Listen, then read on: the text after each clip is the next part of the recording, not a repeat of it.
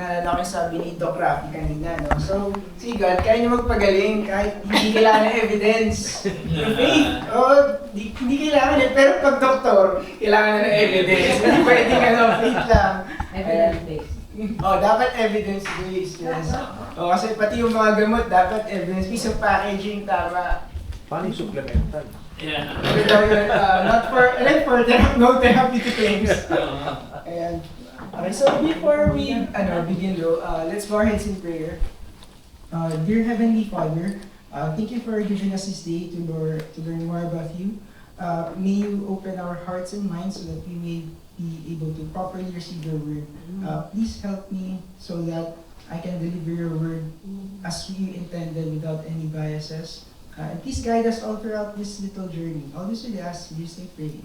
Amen. Right. So alam nyo guys, para sa gamot lang sorry, that's someone who's Ayun, sorry. So para sa gamot lang, kung si God or si Jesus, nandito siya ngayon sa panahon na to, ayoko actually maging part ng marketing ad niya. Ayoko maging part ng agency. Kasi ang dami yung, at least, sa parang ganyan, yung macro farming, alam niyo yung mga i-clip out of context. Gusto kasi ngayon. So, si God, actually, madali siya i-clip out of context. Yun yung natutunan ko the past few weeks. So, pilwari yung sinabi ni Coach Nucci na goats ako. Nung ni Coach Nucci na,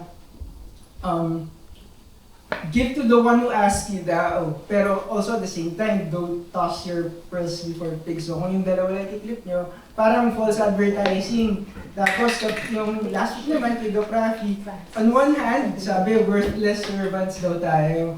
Pero at the same time, later on sabihin niya, we are His workmanship. So, kung yun lang yung titignan, pwede niyong kasuhan technically, kaya gamot si God.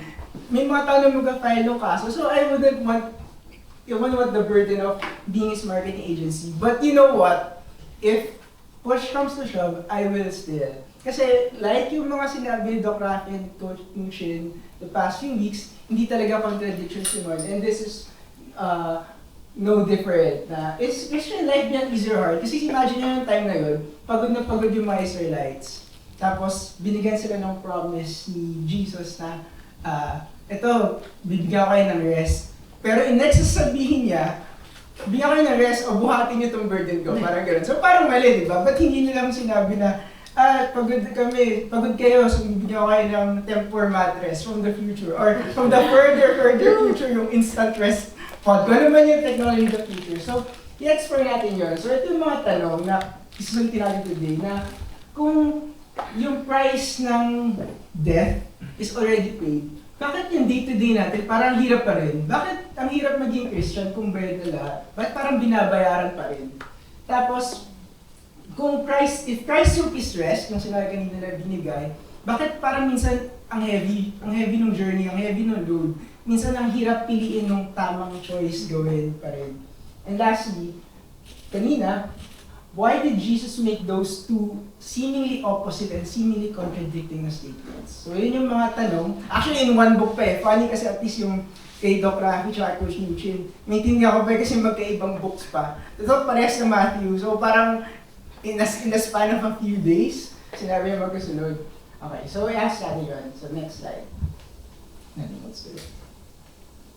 Okay, so ito yung dalawang verse na parang contradicting. So yung sa left is, my yoke is easy and my burden is light. Pero earlier, Christ also said na, how difficult the road that leads to life.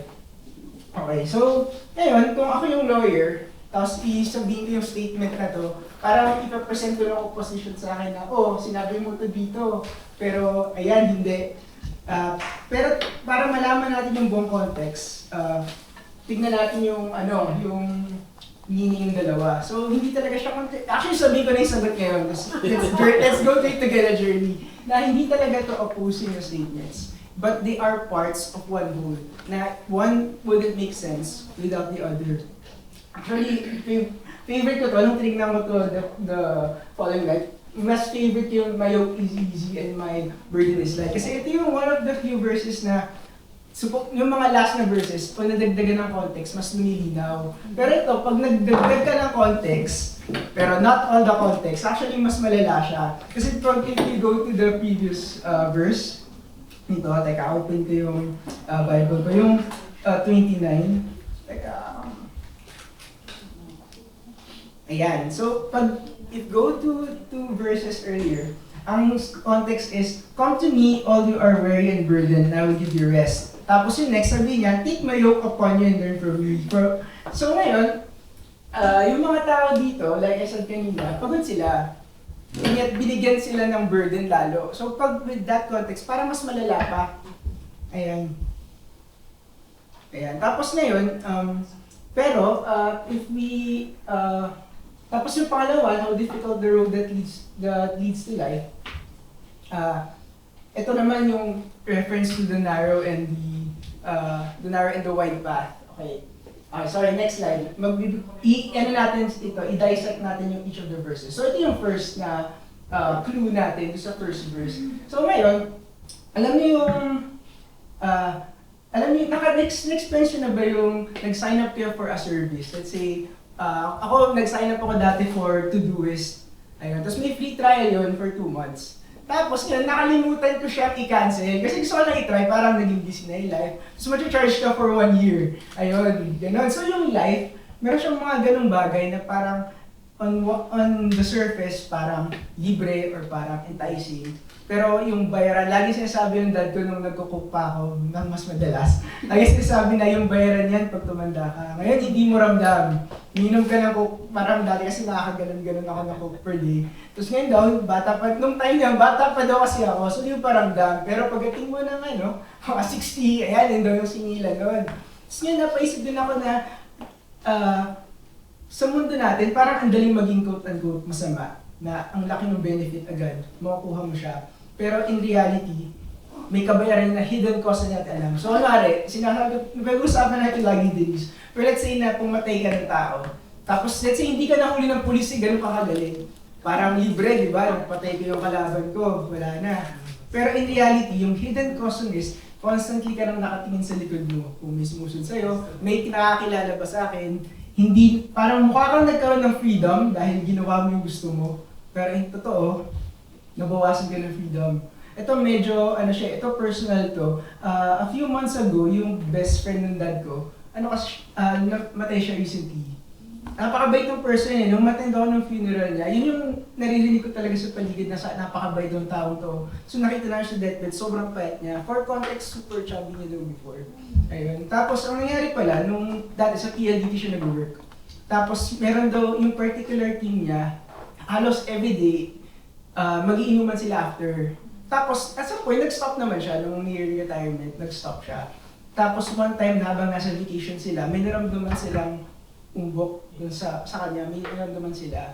Tapos nung sa doctor, sabi, nag-stop naman ako, nag-quit na ako after nun.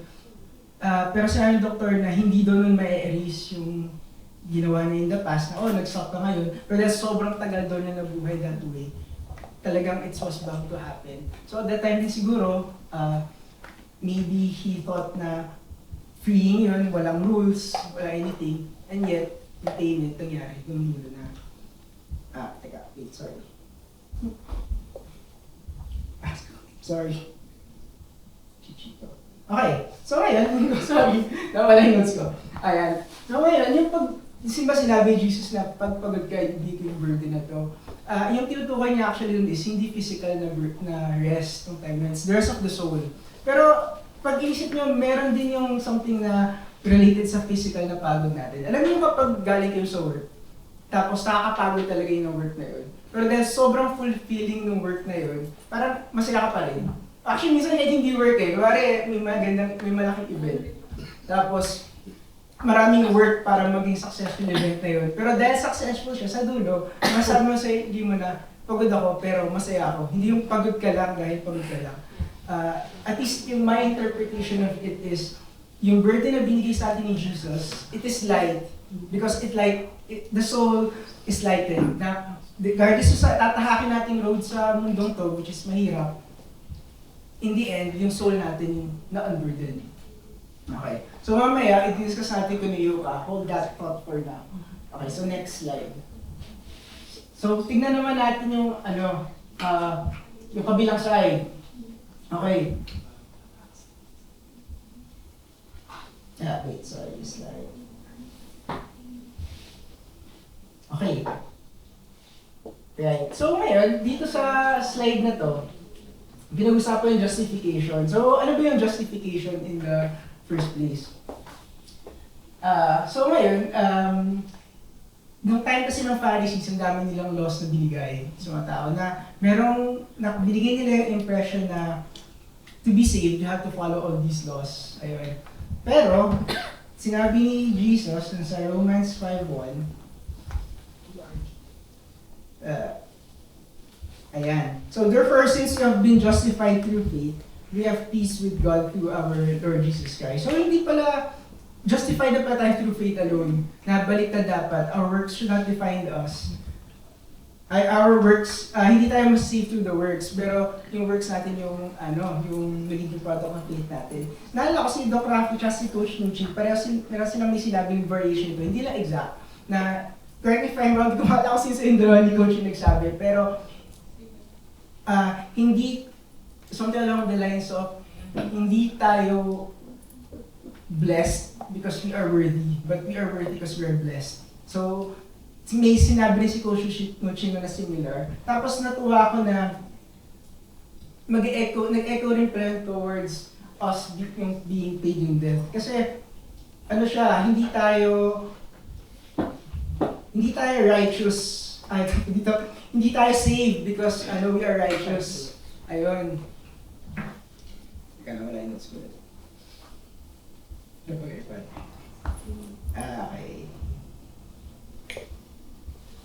Ayan. So ngayon, kaya light din yung burden, sorry. Wala na yung pressure, hindi natin kailangan isipin yung worth natin. Okay. So ngayon, next slide please. Thank you. Okay, so ngayon, buuin natin yung dalawang yun na the burden being light, tapos yung the journey still being hard. So ngayon, yung narrow gate, hindi siya one-time transaction kasi. So magaan nga yung burden natin. Pero kailangan pa natin i-reaffirm yung day-to-day na araw-araw may darating na temptation sa atin. Ayan. Para i-give up yung, yung deal na yun. So naroon yung story ni Esau. Esau? Yeah. Esau, sorry. Hindi pala. Esau. Thank you. Itong na daw kasi. Yung street food yung isaw. Mali. Street food. Ano siya? Esau. Meron siyang ginawang, ang naalala ko na first sa kanya is, ginive up niya yung birthright niya for beef stew. Ngayon, natanggap na natin yung gift na to. Pero everyday, meron sa ating temptation na i-give up mo na yan for this temporary comfort. Yun yung araw-araw na kailangan natin labanan. Kahapon, dun sa Bible study, mayroon dong guiding question na, how did you feel na you were saved through faith daw? Tapos hindi ko siya masagot. Kasi hirap ng question. Pero naisip ko yung kabaliktaran. Kasi nung sa Genesis, yung kay Adam and Eve, yung tanging baliktad, nawala yung salvation nila nung time na nawala yung faith nila kay Jesus Christ. Nung moment na natukso silang kainin yung fruit. So, yung kabaliktaran, yun yung kailangan natin iwasan gawin. Na araw-araw meron temptation to eat that fruit. Kailangan natin labanan yung daily temptation na yun. Okay, sige. So next. Okay, so ito yung summary nun. Okay. So, yung the world's way, ito yung wide and easy path. Okay. Tapos ngayon, mukha siyang madali, pero kasi heavy siya. Meron kang kailangan na i-prove sa mundo. Hindi rin tama yung legal na path kasi hindi imposibleng maging righteous sa in God's eyes. Na nalala ko sinabi niya beforehand, yung ikakasal na tayo, pinrovide na lahat, pinrovide na pati yung damit. Kasi yung damit natin madumi. Kung itatry natin na ibigay yung damit natin, madumi siya. And dapat tayo sa Christ's way, na even though the journey is hard, the burden is light. Okay, so, yung next slide please. Okay, so ito yung quote na nag-stick sa akin, sa Timothy na, I fought the good fight, I finished the race, I kept the faith. So ayun, hindi siya sinabi na madali. Good fight siya. Hindi siya like a cruise in the park. meron siyang ginawang battle. No, parang yun yung magandang conclusion dito eh, na the burden is easy pero the journey is still hard. Pero wait, meron pa ako isang hindi na-encourage, meron akong hindi na-acknowledge kanina, yung sa concept ng yoke, na actually okay na sa itong conclusion, pero na-bring up sa akin ni Denise nung nakaraan ko yung yoke, kasi hindi ko actually alam ko yung yoke. Alam ko lang egg yolk eh, yung yolk. Pero di ko alam kung ano ba yung yolk. Tapos from context, mas makuha mo na parang something siya na binubuhat mo. Something na kailangan mo buhatin. Pero dun sa next slide, sorry. Ayan. Yung yolk pala, hindi lang isang tao yung bubuhat nun. Dalawang hayop yung nabubuhat ng bindong tao. So yung pala, ang concept, merong dalawang nabubuhat, isang stronger na animal, tutulungan yung younger, weaker animal to carry it. Tapos nung nabasa ko, nalaman ko, naalala ko yung famous na, yung poem, yung footprints in the sand, na naglalakad daw sa beach, tapos nakita mong footprints. Yung all this time pala, Jesus was carrying us. Dito sa, ano na to, dun sa yoke pala, yung na-realize ko dito, and hopefully ma-realize natin today is, Jesus already carried the burden for us. We only have to walk alongside Him. Mahirap na road, pero yun lang yung kailangan natin gawin. And so, to conclude, I would like to conclude with that, na ito na, let's receive the gift. Let's not waste it. Let's not give it away. Let's just walk with Jesus. Alright, thank you. Amen. Amen. Yay. Ayun na kayo.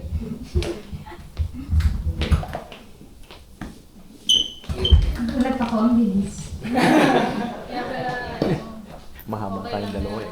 Ha? Ano? Mahaba tayong dalawa. Oo nga, mahaba tayo. Kaya iklian.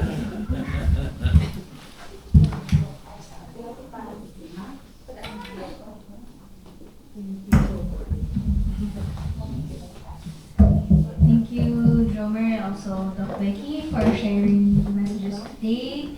And gusto ko lang i-appreciate yung topic natin, yung series natin ng paradoxes. Kasi ang dami talagang verses sa Bible na pag basahin mo or makita mo out of context, tapos pinagtabi sila, parang sobrang iba talaga or parang contradictory. That's the point. And we're really learning through this series that you need to take time to understand kung ano ba talaga yung sinasabi. Because that, yung message today, hindi pala siya contradictory, they go together. Ang ganda, na kahit mahirap, it might be hard to be a Christian, but it's easier because we have Christ. And again, the battle belongs to Christ. Amen.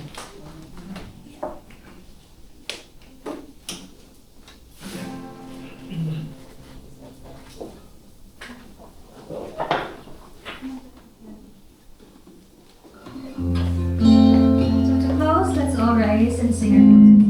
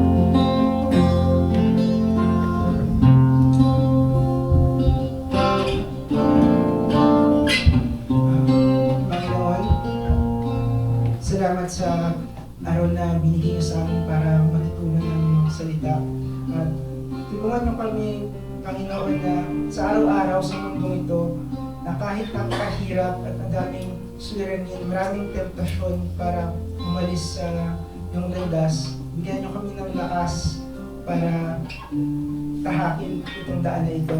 At salamat Panginoon at kinuha niyo sa amin yung bigat ng legalismo. Na buhat niyo lahat, binuhat niyo lahat ng paghihirap para sa amin at kailangan lang namin sumama, maglakad kasama mo. Lahat ng ito ay pero salamat at hinihingi namin sa Jesus ang Panginoon namin. Amen.